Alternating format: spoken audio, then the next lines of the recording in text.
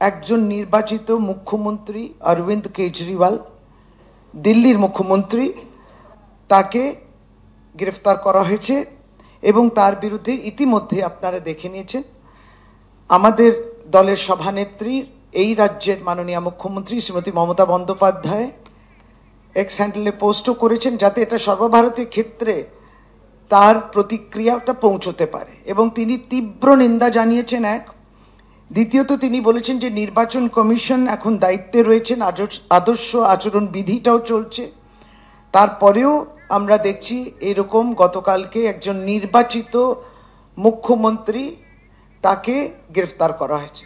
তাহলে এই প্রশ্ন তো দাঁড়িয়ে যায় যে সত্যি কি সুষ্ঠু নির্বাচনের জন্য ইলেকশন কমিশন সেই উদ্যোগ নিতে পারবে যে ফেয়ার এন্ড ফ্রি ইলেকশনসটা হোক। এর আগে আবগারি দুর্নীতি মামলায় দিল্লির মুখ্যমন্ত্রী অরবিন্দ কেজরিওয়ালকে 9 বার সমন জারি করা হয়েছিল, কিন্তু তিনি হাজিরা দেননি। এরপর হাইকোর্টে আগাম জামিনের আর্জি খারিজ হওয়ার পরেই আপ প্রধানের বাড়িতে পৌঁছে যায় এনফোর্সমেন্ট ডিরেক্টরেট। টানা 2 ঘন্টা জিজ্ঞাসাবাদ, তারপর গ্রেপ্তার অরবিন্দ কেজরিওয়ালকে। কি বলছেন অধীর রঞ্জন চৌধুরী, শোনাবো।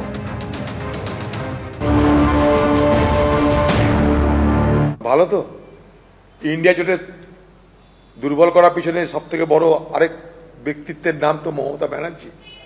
তিনি তো মোদির কাছে আত্মসমর্পণ করে আজকে ইডি সিবিআই হাত থেকে তার নিজের খোকাবাবুকে বাঁচাতে চাইছেন। কালকে আমি বলেছি অরবিন্দ কেজরিওয়াল আত্মসমর্পণ করেনি, তাই থেকে গ্রেপ্তার হতে হলো। দিদি আত্মসমর্পণ করেছে, তাই খোকাবাবুকে গ্রেপ্তার হতে হলো না। দিল্লিতে গ্রেফতার করা হয়েছে মুখ্যমন্ত্রী অরবিন্দ কেজরিওয়ালকে। কলকাতাতেও সেই বিক্ষোভের আঁচ এসে পড়ল। মুরলীধর সেন লেন, সেখানকার ছবি দেখাচ্ছি। বিজেপি দপ্তরের সামনে বিক্ষোভ দেখাচ্ছেন আম আদমি পার্টির সমর্থকরা। একেবারে মুখোমুখি আম আদমি পার্টি এবং বিজেপির কর্মী সমর্থকরা। আমাদের প্রতিনিধি ময়ূক ঠাকুর চক্রবর্তী রয়েছেন আমাদের সঙ্গে। ময়ূক, একেবারে আম আদমি পার্টির সমর্থকরা এবং বিজেপির কর্মী সমর্থকরা মুখোমুখি, কি পরিস্থিতি? পুলিশ রয়েছে ঘটনাস্থলে।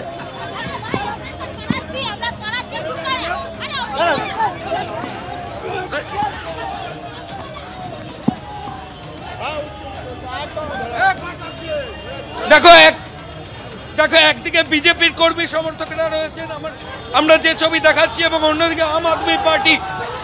হুলস্থুলু পরিবেশ এই মুহূর্তে বিজেপির দলীয় কার্যালয়ের সামনে। আম আদমি পার্টির যারা সমর্থক তারা এখানে এসেছিলেন, যেটা তারা অভিযোগ করছেন যে বিজেপির কর্মী সমর্থকেরা তাদেরকে মারধর করেছে, এবং তারপর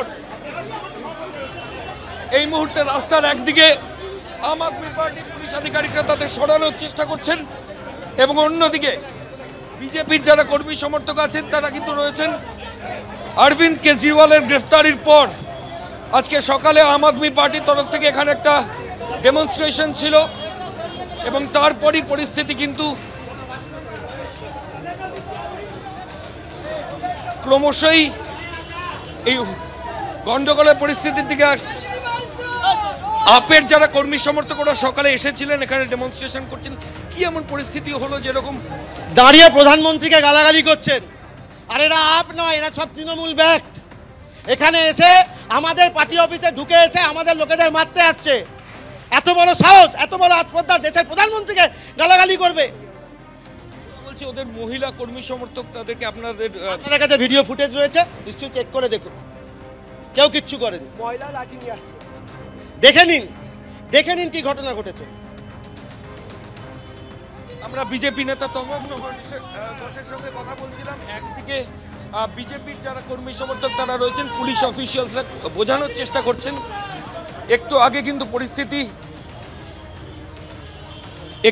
কিন্তু পরিস্থিতি আরো মারাত্মক হয়ে উঠেছিল। যে গার্ডরেল আমরা দেখাচ্ছি, গার্ডরেলের ঠিক এপারেই এখানে আম আদমি পার্টির যারা কর্মী সমর্থক তাদের ছিলেন, তাদেরকে এই মুহূর্তে এখান থেকে সরিয়ে নিয়ে যাওয়া হয়েছে।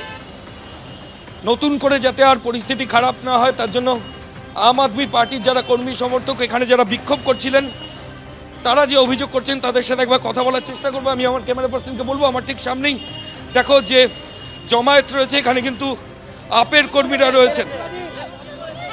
দেখুন একজন মহিলার সাথে রাশি ব্যবহার করে অভিযোগ, আপনার মেয়েদের জামা ধরে টেনে ছিঁড়েছে, বুকে দাগ করে দিয়েছে। আমরা কেউ ছিলাম না, ওরা শান্তিপূর্ণভাবে হাঁটছিল। বিজেপি পার্টির অফিসের সামনে হিন্দি বলা কিছু গুন্ডা যারা মা বোন তুলে অকথ্য ভাষায় গালাগালি করে। এবং